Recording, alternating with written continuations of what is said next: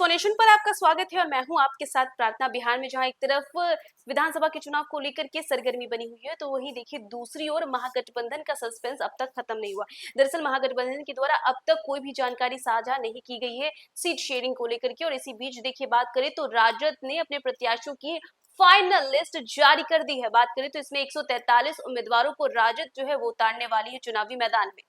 दरअसल बता दें कि बिहार विधानसभा चुनाव 2025 के दूसरे चरण के नामांकन का जहां एक तरफ अंतिम दिन है और इसी अवसर पर राजनीतिक गतिविधियां चरम पर है और राष्ट्रीय जनता दल यानी आरजेडी ने अपने उम्मीदवारों की फाइनल सूची भी जारी कर दी है। राजद ने कुल 143 सीटों पर अपने प्रत्याशियों को चुनावी सिंबल सौंपा है और इस सूची में पुराने और अनुभवी नेताओं के साथ साथ नए चेहरे को भी मौका दिया गया है, जिससे पार्टी ने न सिर्फ अनुभव का लाभ उठाने की योजना बनाई है बल्कि युवा नेतृत्व को भी मैदान में उतारने का संकेत दिया है। बात करें तो इस लिस्ट में नवादा में राजद ने इस बार वर्तमान विधायक के टिकट काटकर नए चेहरे को मौका दिया है। पार्टी प्रमुख तेजस्वी यादव ने पूर्व विधायक कौशल यादव और उनकी पत्नी पूर्णिमा यादव को टिकट दिया है। कौशल यादव नवादा से चुनाव लड़ेंगे जबकि पूर्णिमा यादव को गोविंदपुर विधानसभा क्षेत्र से टिकट मिला है। इसके अलावा उनकी सहयोगी पिंकी भारती को रजौली विधानसभा क्षेत्र से पहली बार चुनाव लड़ने का अवसर मिला। इसी सूची के जारी होते ही राजनीतिक हलकों में चर्चा तेज हो गई है और सियासी समीकरण फिर से हलचल में आ गए हैं। बात करें तो महागठबंधन में अभी भी सीटों के बंटवारे को लेकर के तनाव बरकरार है।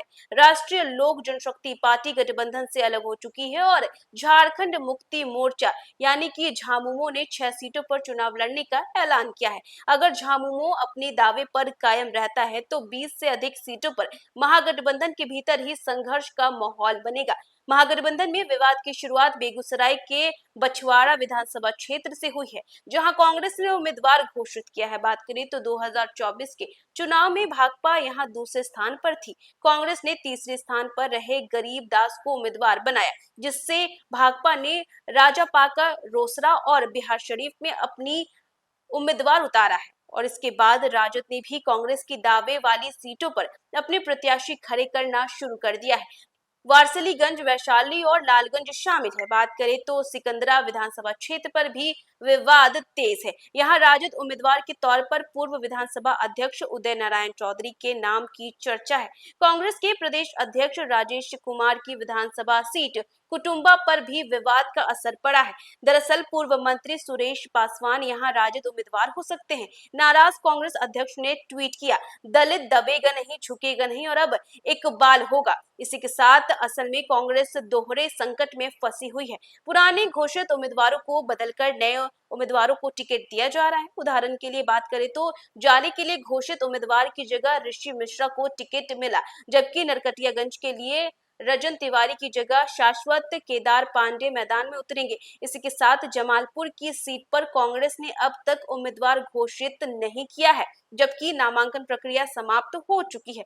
पूरी स्थिति से साफ हो गया है कि बिहार विधानसभा चुनाव 2025 महागठबंधन और कांग्रेस के भीतर मतभेद, सीट बंटवारे और उम्मीदवार चयन को लेकर के बेहद कठिन और संवेदनशील होता जा रहा है। आगामी दिन राजनीतिक रणनीति गठबंधन की मजबूती और नए चेहरों की भूमिका तय करेगा। और देखिए इसी बीच बात करें तो जहां एक तरफ अब तक सस्पेंस जो है वो बरकरार है, महागठबंधन ने अभी तक सीट शेयरिंग का ऐलान नहीं किया है, तो वहीं दूसरी ओर राजद ने अपनी लिस्ट कहीं ना कहीं फाइनल लिस्ट जारी कर दी है, जिसमें 143 प्रत्याशियों की फाइनल सूची वो जो है राजद के द्वारा साझा की गई है। और इसी के साथ साथ देखिए बात करें तो जहां एक तरफ कांग्रेस और आरजेडी आमने सामने है, तो वहीं दूसरी ओर देखिए अब तक जहां एक तरफ नामांकन के सेकेंड फेज का जो आज अंतिम दिन है और अब तक महागठबंधन का सस्पेंस बरकरार है। देखा आपने कि जहां एक तरफ महागठबंधन का सस्पेंस अब तक बरकरार है कि आखिर कब महागठबंधन सीट शेयरिंग का ऐलान करेगा, लेकिन देखिए जहां एक तरफ सीट शेयरिंग का ऐलान हो नहीं रहा है, उत्सुकता बढ़ी हुई है,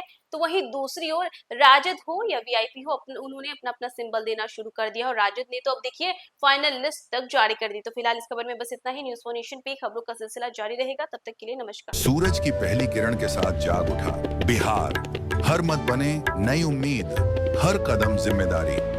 न्यूज़ फॉर नेशन की अपील, 6 और 11 नवंबर को घर से निकलें, वोट करें और अपने भाग्य विधाता खुद बने।